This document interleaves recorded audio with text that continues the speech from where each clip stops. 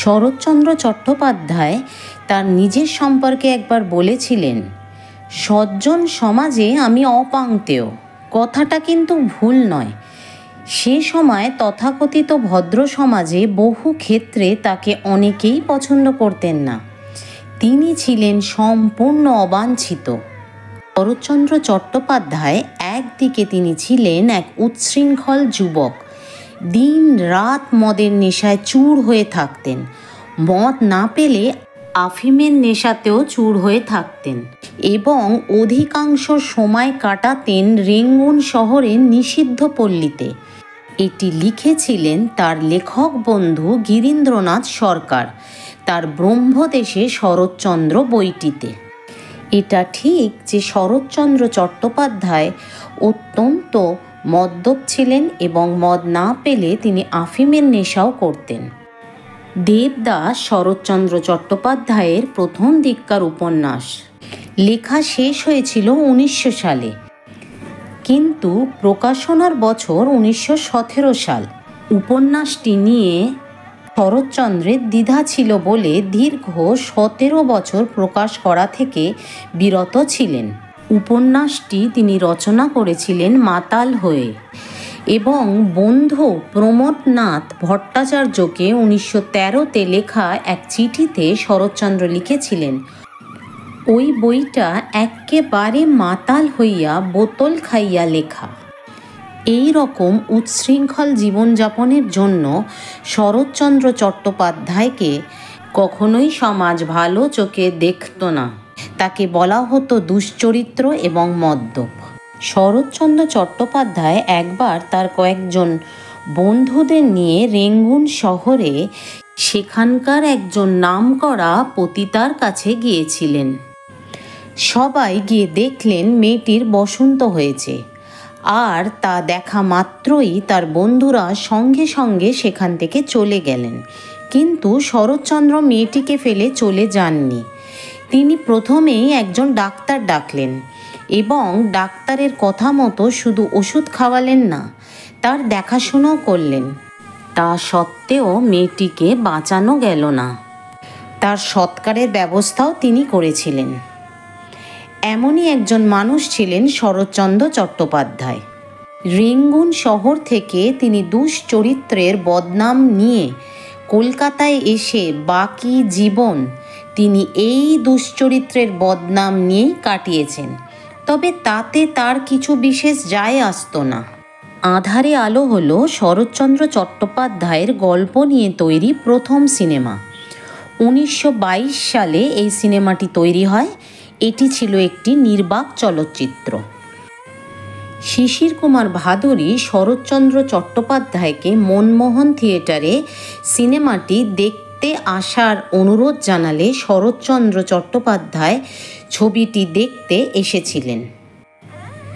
ছবি শেষ হওয়ার পর শরৎচন্দ্র যখন বাড়ির দিকে রওনা দিতেন, তখন ননীগোপাল সান্যাল কিছু দূর শরৎচন্দ্রের সঙ্গে যেতেন। ননীগোপাল সান্যাল হলেন সিনেমাটোগ্রাফার। ননীগোপাল সান্যাল বলেন, শরৎচন্দ্র চট্টোপাধ্যায় হাওড়ার বাজে শিবপুর বাড়িতে যেতেন না। তিনি সিনেমা দেখেই সোজা নিষিদ্ধ পল্লীতে চলে যেতেন। তিনি সেখানকার মেয়েদের খোঁজখবর নিতেন এবং তার সম্ভব মতো তাদের অর্থ সাহায্য করতেন। তারপর বাড়ি যেতেন। সালটা ছিল 1912। শরৎচন্দ্র চট্টোপাধ্যায় তখন হাওড়ার ঘোলাডাঙ্গার এক নিষিদ্ধ পল্লীতে থাকতেন।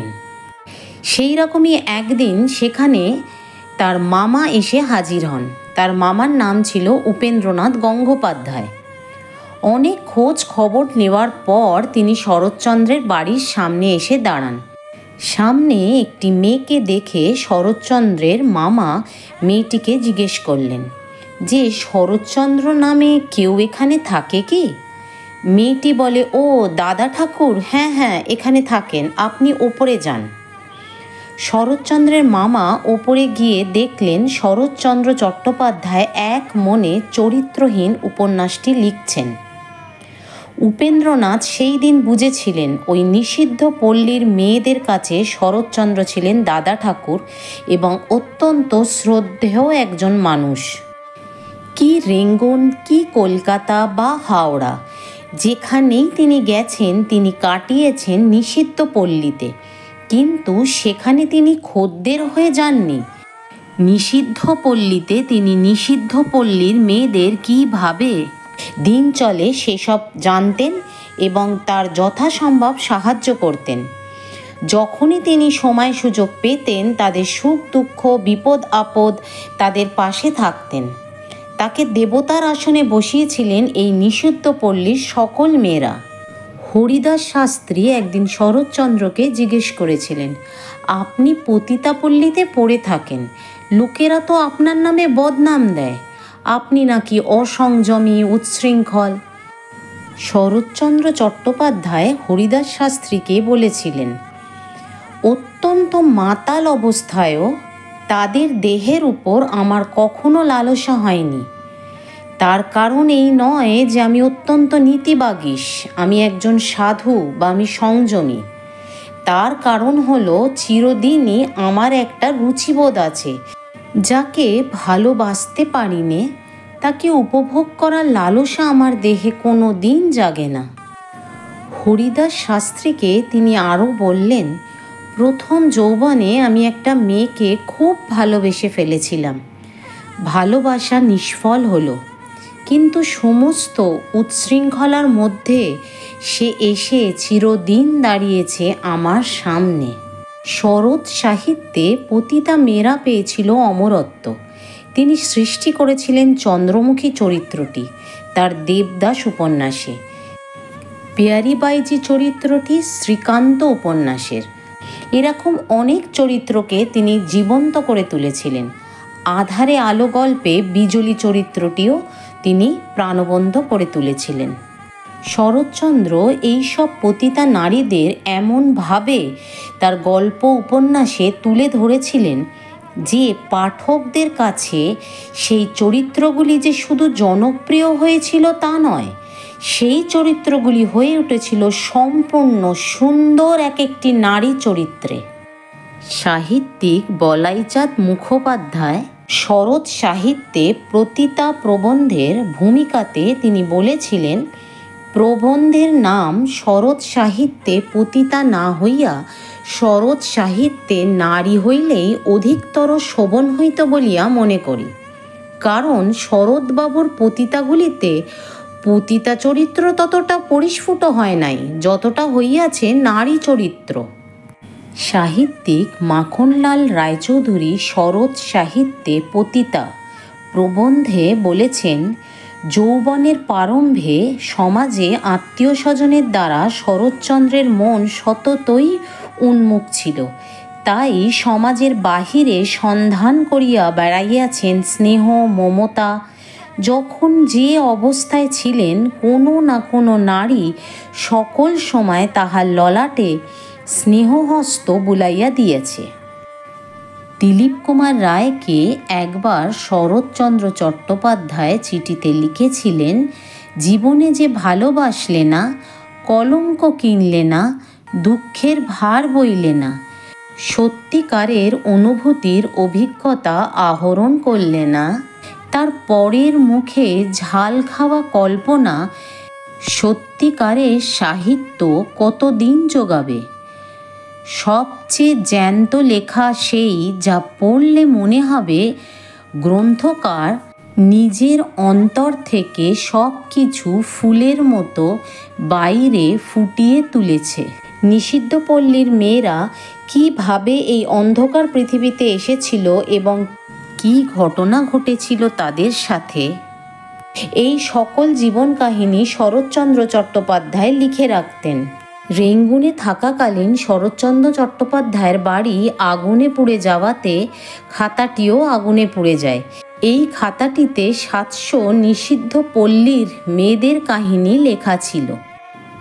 আসলে তার জীবনে রামধনুর রং ছড়িয়ে দিয়েছিলেন নিষিদ্ধ পল্লীর মেয়েরা, আর তার বাইরের জগৎ থেকে আজীবন তিনি বদনাম কিনেছিলেন।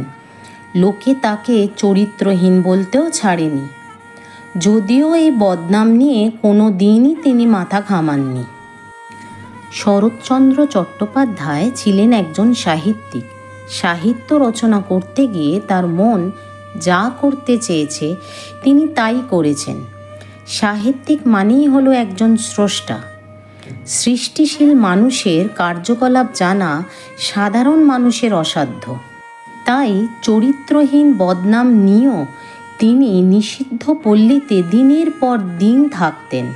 নিষিদ্ধ নারীদের সাথে সময় কাটিয়েছেন ঘন্টার পর ঘন্টা, শুধু প্রত্যক্ষ অভিজ্ঞতার জন্য।